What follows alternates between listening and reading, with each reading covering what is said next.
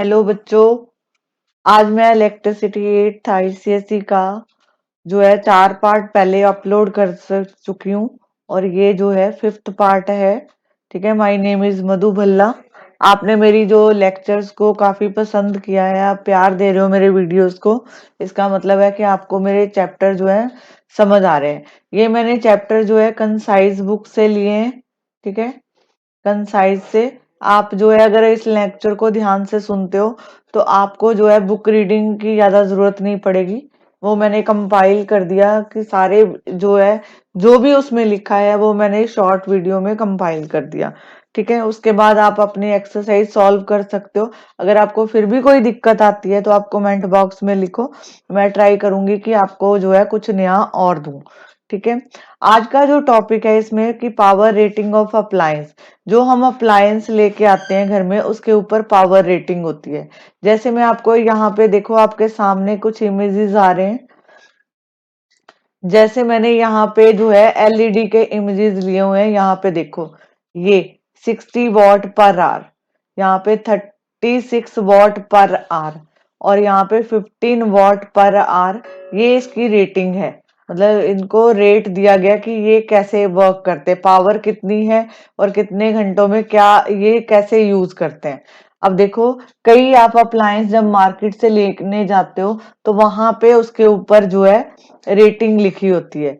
तो रेटिंग जो है यहाँ पे जैसे लिखा है कि more the star and more energy efficient, तो ये एनर्जी रेटिंग होती है। जैसे आप रेफ्रिजरेटर लेने जाते हो तो उनके ऊपर रेटिंग होती है, वॉशिंग मशीन लेने जाते हो तो रेटिंग लिखी होती है। तो कहने का मतलब है जितने स्टार होते हैं, ठीक है, ये जैसे स्टार दे रखे हैं, 6 स्टार दे रखे हैं, तो कहने का मतलब है द मोर एनर्जी एफिशिएंट। तो मतलब ये होती है, यहाँ पे ये देखो, ये मैंने क्या टॉपिक दिया था, पावर रेटिंग ऑफ अप्लायंस। तो ये तो पावर रेटिंग होगी बल्ब की। अब जो मेन चीज है यहाँ पे, ये देखो, अलग अलग अप्लायंस की जो है अलग अलग पावर, जो पावर रेटेड होती है। ये देखो कैसे, जैसे ये कार में फिलामेंट लगा होता है, बल्ब है, तो उसमें जो रेटिंग है वो 20 वॉट है और उसकी जो वोल्टेज है वो 12 वोल्ट है, मतलब वी से लिखा जाता है। इसी तरह इलेक्ट्रिक बल्ब है तो इसकी जो पावर है 15 से लेके 200 तक होती है। और ये देखो, आपने देखा होगा यहाँ पे सभी में कॉमन वोल्टेज जो है ये दिया गया है 220 वोल्ट। ओके, जैसे यहाँ पे है fluorescent tube, electric fan, television set, refrigerator, electric iron, electric mixer, room heater, geyser, electric kettle और इलेक्ट्रिक ओवन। इनकी वॉट जो पावर है वो अलग अलग है, लेकिन इनकी जो वोल्टेज है वो सारे अप्लायंस को सेम दी जाती है। तो जो हमारी कंट्री इंडिया है वहां पे जो एसी करंट जो सप्लाई किया जाता है, जो उसकी वोल्टेज है वो इक्वल टू 220 वोल्ट होती है। तो कहने का मतलब ये है कि हम कोई भी अप्लायंस जब लेते हैं, तो जैसे इलेक्ट्रिक बल्ब हो गया, एक मिनट वेट करो, मैं आपको लिख के देती हूँ, आप अपने नोट्स बना सकते हो। कैसे, जैसे ये देखो, इलेक्ट्रिक इलेक्ट्रिक बल्ब का एग्जांपल ले रही हूँ मैं। तो इलेक्ट्रिक बल्ब अगर आपको दिया है तो आपने नोटिस किया होगा वहां पे जो है रेटिंग होती है बल्ब की। कैसे, वहां पे ऐसे लिखा होता है 100 वॉट टू 220 वोल्ट। तो ये तो उसकी जो है पावर है, ये उसकी पावर है बल्ब की, और ये जो है वो उसकी वोल्टेज है। तो हमने यहाँ पे देखा आपके जो चार्ट बना हुआ है, तो वोल्टेज हमेशा जो है 220 वोल्ट सेम अप्ला दिया जाता है। कहने का मतलब है कि जैसे ये कोई बल्ब है, ठीक है, ये इस तरह का है कि अगर हम इसको पावर देते हैं, पावर दे रहे हैं 100 वॉट, ठीक है, और इसको जो वोल्टेज सप्लाई कर रहे हैं वो 220 वोल्ट सप्लाई कर रहे हैं। ठीक है, इसका मतलब है कि उसने जो है 100 जूल ऑफ एनर्जी, ये इसका क्या मतलब है, 100 जूल ऑफ एनर्जी कंज्यूम करीब किसने, बल्ब ने, 1 सेकेंड में। मतलब 1 सेकेंड में कितनी एनर्जी जो है, जैसे यहाँ पे मैंने लिखा 100 वॉट, 100 वॉट का मतलब है 100 जूल ऑफ एनर्जी ये जो है consume by bulb in 1 second. तो कहने का मतलब है ये जो 100 जूल ऑफ जो जूल है, ये एनर्जी जो है इलेक्ट्रिकल एनर्जी कन्वर्ट हो जाती है आगे जाके। This is a converted into किस में कन्वर्ट होगी? लाइट एनर्जी में, क्योंकि आपको लाइट मिलेगी और साथ में जो है हीट एनर्जी कैसे? ये देखो, जब आपने 100 वॉट का बल्ब लिया, आपने उसको सप्लाई दी 220 वोल्ट की, तो वहां पे जो है उसका मतलब है कि उसने 100 जूल ऑफ एनर्जी, क्योंकि इलेक्ट्रिकल एनर्जी को जो मेजर किया जाता है वो जूल में मेजर किया जाता है। ठीक है, ये जूल उसके एनर्जी के यूनिट होते हैं। अब ये जो 100 जूल ऑफ एनर्जी है, जब आपने सप्लाई ऑन करी, तो ये जो एनर्जी है 100 जूल, वो कन्वर्ट हो गई किसमें? इलेक्ट्रिकल एनर्जी, मतलब लाइट एनर्जी में, जो आपको लाइट मिल रही है, और साथ में हीट एनर्जी का मतलब है कि जब आप कोई भी चीज अप्लायंस कंटिन्यूस चलाते हो, तो वो हीट जनरेट करता है, मतलब हीट जो है बाहर निकलती है। तो कहने का मतलब है वो जो हीट निकलना है, दैट मीन एनर्जी जो है डेसिपेट हो रही है, खर्च हो रही है। Is this clear? इसमें तो इतना ही था। ठीक है, अब देखो यहाँ पे जो एक रिलेशन है P equal to V I, V I, P equal to V I. P का मतलब होता है पावर। ठीक है, यहाँ पे जो है पावर, यहाँ पे लिख रही हूँ पावर, और यहाँ पे जो है आएगा वोल्ट, यहाँ पे जो है वोल्ट, और ये जो है ये आई, आई का मतलब होता है यहाँ पे करंट, यहाँ पे करंट। Is this clear? अब अगर मेरे को ये रिलेशन गिवन है, अगर मेरे को करंट निकालना है, तो मैं आई को इस साइड लिखूंगी और ये जो है पी नीचे आ जाएगा। तो कहने का मतलब है यहाँ पे जो है ये देखो, पी नहीं नीचे आएगा, सॉरी, वी आएगा नीचे, ये इसके नीचे आ जाएगा, पावर अपॉन वोल्ट। तो जैसे मान लो हमने रेटिंग दी थी बल्ब को 100 वॉट टू 220 वोल्ट। अब कैसे लिखेंगे? ये तो पावर है और ये उसकी वोल्टेज है, तो मैंने करंट निकालना है कि करंट कितना जा रहा है, तो 100/220 ये लिखा। अब देखो ये कैंसिल हो गया। अब अगर आपको समझ नहीं आ रहा कि यहाँ यूनिट क्या लिखने हैं, ये W/V है, तो आपने जो है, अगर आपको समझ नहीं आ रहा कि यहाँ पे SI यूनिट क्या लिखे, तो आप इसको देखो, जो करंट है, करंट जो है उसको I से लिखा जाता है, तो इसके जो यूनिट होते हैं अम्पेयर्स में, current always measure in A ampere. तो I जो है, तो ये आपके पास आ जाएगा 0.45 एम्पेयर। Is this clear? मैंने आपको क्या बोला? पावर जो है वो वोल्ट इंटू करंट के इक्वल होती है। यहाँ से अगर आपको आई निकालना है तो आप P/V लिखोगे। तो यहाँ पे जैसे बल्ब का एग्जांपल था, इलेक्ट्रिक बल्ब का, तो उसमें 100 वॉट टू 220 वोल्ट लिखा गया। तो यहाँ पे वॉट का मतलब है उसने 100 जूल ऑफ एनर्जी जो है कंज्यूम करी, किसने? बल्ब ने 1 सेकेंड के अंदर। तो अगर वो 100 एनर्जी यूज कर रहा है, तो वो एनर्जी कहीं तो जा रही है, तो वो एनर्जी कन्वर्ट हो गई किसमें? लाइट एनर्जी में और हीट एनर्जी में। अब जैसे देखो इसी रिलेशन को, क्योंकि ये न्यूमेरिकल पार्ट है, तो यहाँ पे देखो, अगर आपको P इक्वल टू वी आई, अगर आपको करंट निकालना है, तो I इक्वल टू P/V होगा। ये करंट के लिए हो गया। ठीक है, अगर आपको पावर दिया हुआ है, जैसे अब ये फर्स्ट फॉर्मूला हो गया, अगर आपको ये दिया है P इक्वल टू वी आई, ये रिलेशन आपको पता है। अब देखो यहाँ पे आपको वोल्ट निकालना है, तो कहने का मतलब है फिर P जो है नीचे जाएगा, पावर जो है यहाँ पे करंट आया, और पावर जो है ये ऐसे जाएगी।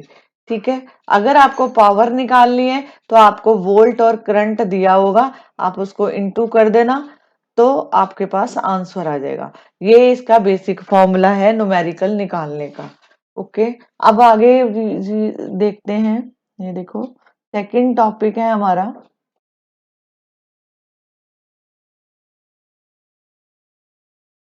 House hold consumption of electrical energy.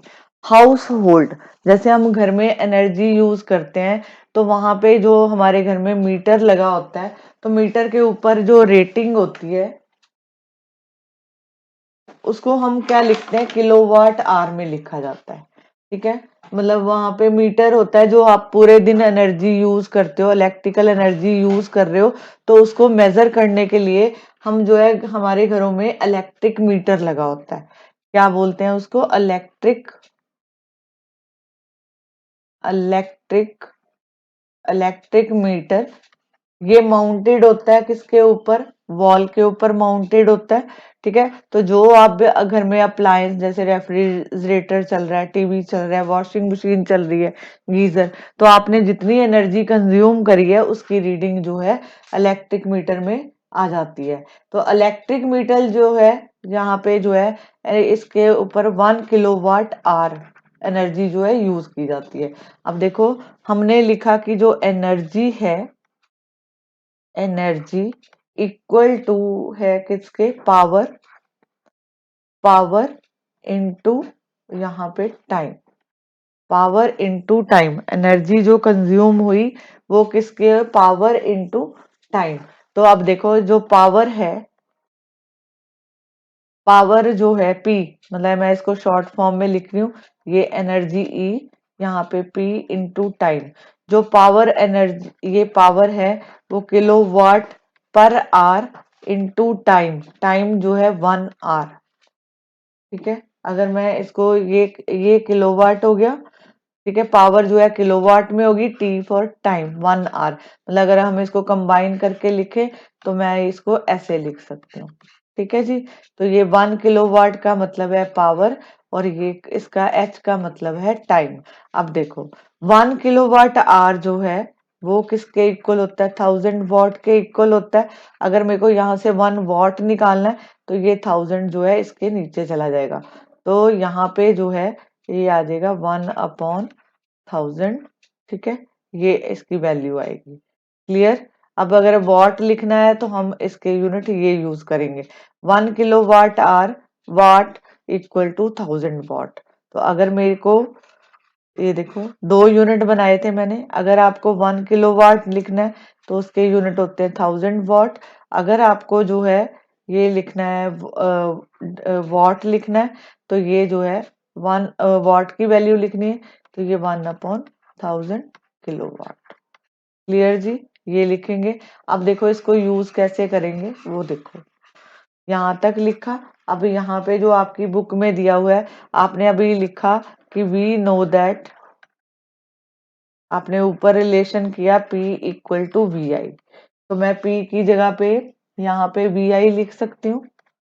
V into, यहाँ पे अब पावर कर दो, यहाँ पे पहले इसको चेंज करो, तो यहाँ पे मैंने लिखा कि पावर जो है P in what into time. Time जो है मैंने 1 आवर ही लिया है, और इसके नीचे जो है 1000 आ जाएगा। ठीक है जी, अब इसके बाद पावर का फॉर्मूला हमारे पास क्या है? P इक्वल टू वी आई।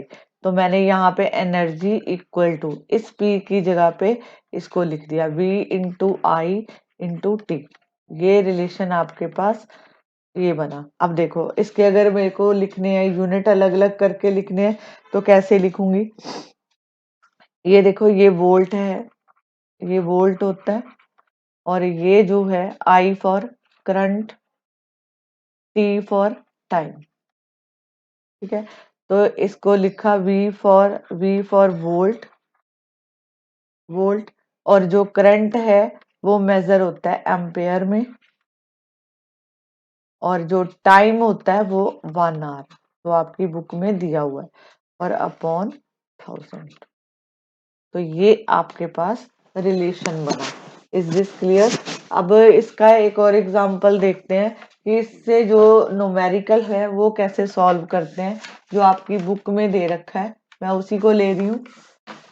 जैसे मान लो आपकी बुक में जैसे एग्जाम्पल लिखा हुआ है, उसको उन्होंने मतलब स्टेटमेंट में लिखा है, मैं आपको करके दिखाऊंगी कि वो कैसे किया है उन्होंने।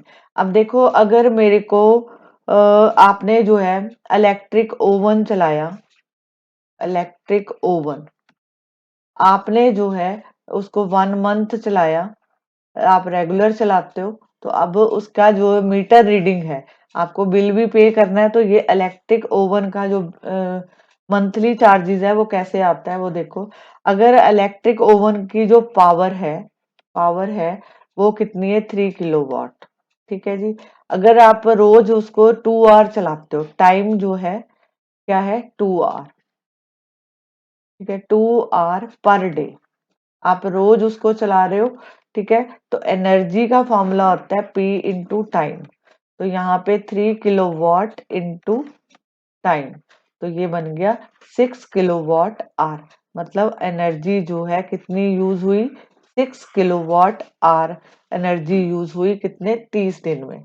ठीक है, क्योंकि मैंने मंथ का लिखा है, 30 दिन भी हो सकते हैं, 31 दिन भी हो सकते हैं। तो मैंने लिखा कि 1 मंथ जो है कौन सा था, मान लो 30 डे का था। अब आपको बिल पे करना है, तो आप कैसे करोगे कि energy equal to 6 kilowatt hour into 30, तो ये बन गया 180 किलोवाट आवर। होप सो कि आपको ये न्यूमेरिकल समझ आया कि कैसे लगाया। मतलब आपने सबसे पहले तो एनर्जी फाइंड करनी है कि आपने 30 दिन में कितनी एनर्जी यूज करी। आफ्टर दैट आपने किससे मल्टीप्लाई करना है, मंथ में कितने दिन थे। मतलब अगर आप रोज चला रहे हो 2 घंटे, तो आपकी एनर्जी जो है यहाँ पे रोज कंज्यूम हो रही है। उसके बाद होता है बिल जो आता है। तो बिल कैसे आता है कि इसके यूनिट्स का रेट होता है, तो यहाँ पे रेट ऑफ इलेक्ट्रिसिटी होगा, रेट ऑफ इलेक्ट्रिसिटी।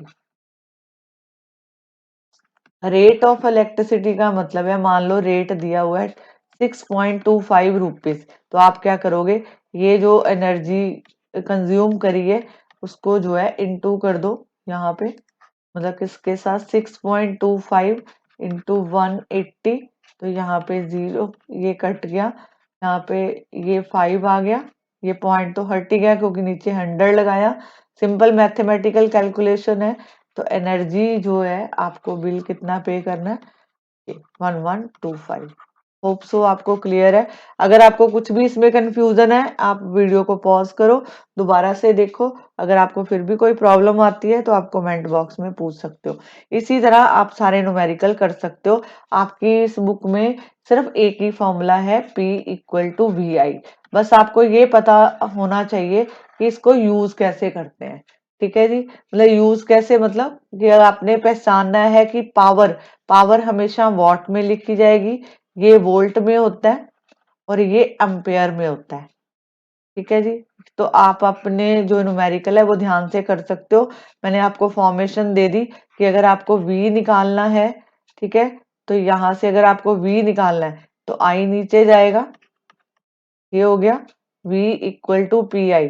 अगर आपको I निकालना है तो यहाँ पे P अपॉन V होगा। Is this clear? एक बार मैं पिछला चेक करूं मैंने क्या किया था। कहाँ पे किया था, हाँ, ये देखो। अगर मेरे को यहाँ पे देखो भी एक चीज यहाँ मिस्टेक हो गई, तभी मैं देख रही हूँ। यहाँ पे जो है V निकालना था, तो ये P अपॉन I होगा। Is this clear? ठीक है, बाय मिस्टेक यहाँ पे लिखा गया, तो ये फॉर्मूला आएगा। ठीक है, इसको आप करेक्ट कर सकते हो। ठीक है, अब ये देखो आपके पास दो फॉर्मूले आ गए। अकॉर्डिंग टू क्वेश्चन आप ये न्यूमेरिकल में अप्लाई कर सकते हो। अब देखो आगे आपका अगला टॉपिक है हैजर्ड ऑफ इलेक्ट्रिसिटी।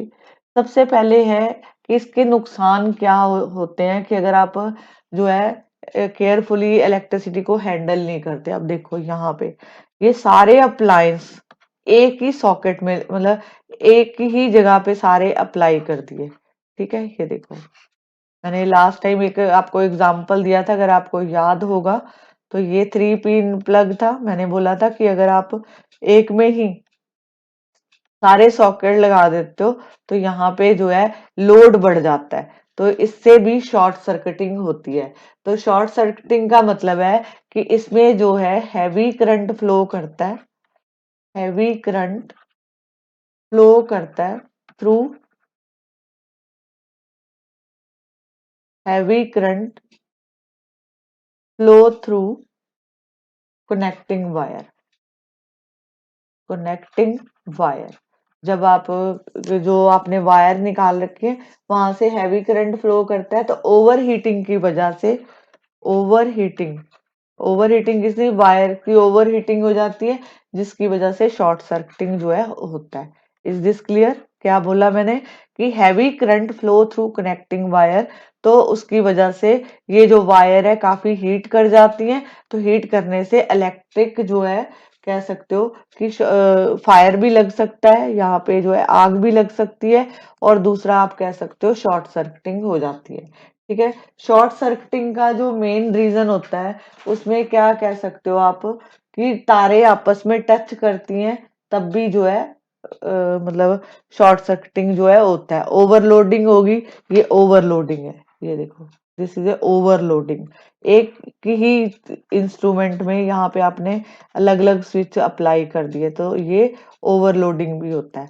अब देखो इसका जो सेकंड पॉइंट है, सेकंड पॉइंट में हमने ये बोला, ये देखो पिक्चर से आप इमेजिन कर पा रहे होगे, ये अगर आप इसको जो है टच कर देते हो यहाँ से आपको करंट लग सकता है। तो कहने का मतलब है कि अगर कोई पर्सन, ये पर्सन जो है, अगर कोई भी पर्सन लाइव वायर के टच में आता है, तो ये जो है get electric shock, get electric shock, उसको जो है शॉक लग सकता है।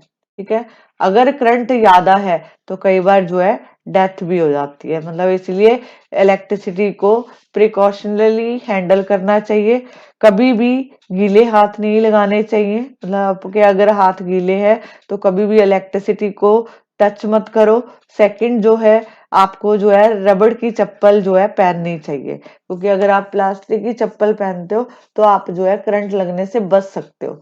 लेकिन अगर आप ऐसे मतलब केयरफुली हैंडल नहीं करते तो आपको जो है इलेक्ट्रिक शॉक लग सकता है।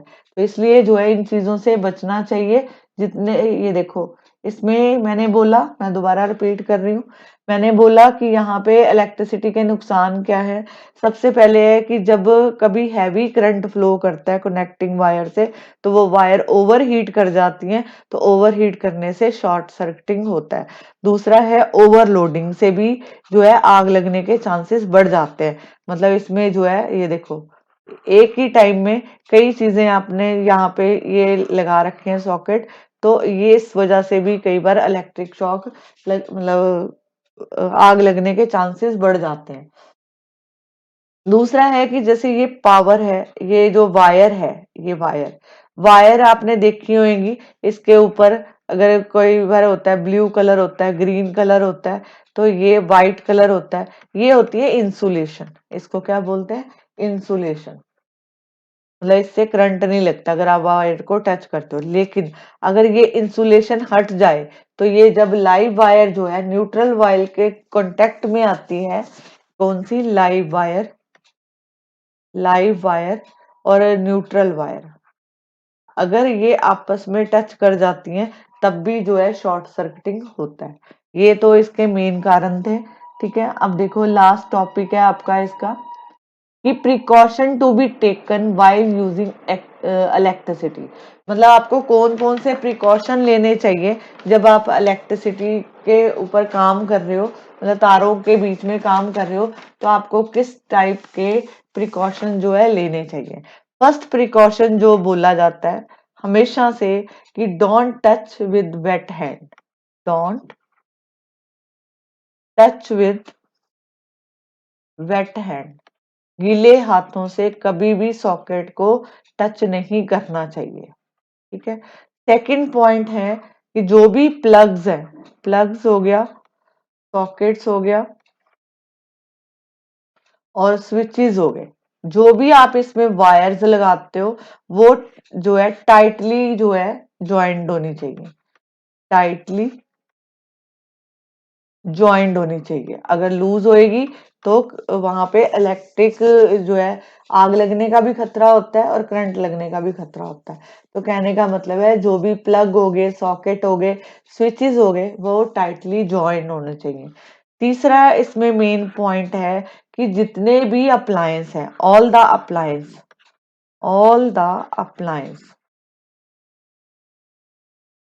ऑल द अप्लायंस जो है आर प्रॉपरली, प्रॉपरली अर्थ। मतलब मैंने आपको लास्ट वीडियो में हमने पढ़ा था कि अर्थ जो होने चाहिए, मतलब जितने भी मेटेलिक अप्लायंस है जैसे रेफ्रिजरेटर हो गया, गीजर हो गया, तो ये इनका जो है प्रॉपरली अर्थ होना जरूरी है। कई बार पीछे से एक्सेस करंट आता है, तो एक्सेस करंट जो है मतलब अगर अर्थ किया हुआ है तो वो अर्थ में चला जाएगा। इससे आपको इलेक्ट्रिक जो है शॉक अगर हल्का सा लगता भी है तो नुकसान नहीं होता, लेकिन अगर नहीं कराया तो उसमें दिक्कत आ सकती है। उसके बाद जो है फोर्थ पॉइंट है एमसीबी। एमसीबी को क्या बोलते हैं? फ्यूज बोलते हैं, इलेक्ट्रिक फ्यूज बोलते हैं, ठीक है। एंड स्विचेस, ये सारे जो एमसीबी और स्विचेस हैं ये लाइव वायर के साथ जो है connected to the live wire, इनको लाइव वायर के साथ कनेक्ट करना चाहिए। अब मैं इसका छोटा सा रिकैप दे रही हूँ, इसके बाद जो है आपका लेक्चर खत्म है। मेरे लेक्चर सुनने के बाद आप बुक रीडिंग करो, आपको सारा समझ आएगा कि उसमें दिया क्या है। ये छोटा सा रिकैप है जो अभी तक हमने पढ़ा है कि जो जितने भी अप्लायंस है उनको सेम वोल्टेज प्रोवाइड की जाती है, 220 वोल्ट है। आज वाली वीडियो में P इक्वल टू वी आई पढ़ा। यहाँ से हमें ये सीखा कि अगर हमें करंट निकालना है तो पावर अपॉन वोल्टेज होता है, ये फर्स्ट फॉर्मूला बना था। और अगर हमें वोल्टेज निकालना है तो P upon I, power upon current. एक तो ये पढ़ा हमने। इसमें जो पढ़ा कि जो फ्यूज के बारे में पढ़ा था, ये जो है लेड और टिन की बनी होनी चाहिए। 50% लेड होता है और जो है 50% जो है टिन होता है। तो इनका जो ये इसलिए यूज किया जाता है, इसका मेल्टिंग पॉइंट जो है काफी कम होता है। मेल्टिंग पॉइंट जो है लो रखा जाता है इलेक्ट्रिक फ्यूज का मेल्टिंग पॉइंट कम रखने का मेन कारण है कि यहाँ पे जैसे पीछे से कोई सप्लाई तेज आती है तो ये जल्दी हीट हो जाती है और सर्किट ब्रेक कर जाता है, और एक्सेस करंट जो है वायर्स के थ्रू अंदर नहीं पहुंचता, नहीं तो अप्लायंस को भी नुकसान हो सकता है और जो है अंदर जो है आग भी लग सकती है, मतलब इतना ज्यादा होता है। तो कहने का मतलब है कि यहाँ पे मेल्टिंग पॉइंट लो रखा जाता है। अब एक और पढ़ा था कि जो कॉपर वायर्स है, कॉपर वायर्स को कॉपर वायर ये कभी भी जो है नहीं यूज करी जाती, अवॉइड किया जाता है, इसको कभी भी नहीं लगाया जाता फ्यूज के अंदर, ठीक है। यहाँ पे जो है फ्यूज के अंदर नहीं लगाया जाता, उसका रीजन क्या है कि इसका जो मेल्टिंग पॉइंट होता है वो 1080 डिग्री सेल्सियस के होता है। और इसका जो है अगर इट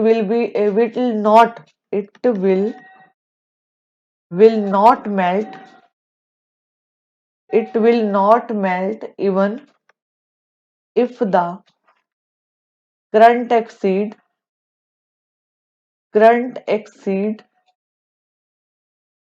its safe limit।